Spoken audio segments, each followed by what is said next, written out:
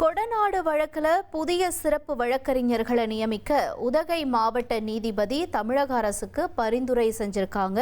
இதனுடைய முக்கிய செய்தியை பார்க்கிறோம். 2017 நடந்த கொடநாடு எஸ்டேட்ல நடந்த கொலை கொள்ளை சம்பவம் தொடர்பான வழக்கு விசாரணை உதகை மாவட்ட அமர்வு நீதிமன்றத்தில் 9 ஆண்டுகளா நடந்துட்டு வருது. இப்ப இந்த வழக்குல கடந்த 5 ஆண்டுகளா அரசு தரப்பு வழக்கறிஞர்களா வாதாடிட்டு வந்த ஷாஜஹான் அப்புறம் கனகராஜ் இவங்க 2 பேரும் அண்மையில ராஜினாமா செஞ்சிருந்தாங்க.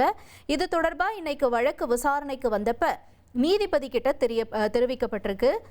புதிய வழக்கறிஞர்களை இந்த வழக்குல நியமிக்கணும்னு சொல்லி பரிந்துரை செஞ்ச நீதிபதி வழக்க ஜூலை 17ஆம் தேதிக்கு ஒத்தி வச்சிருக்காரு.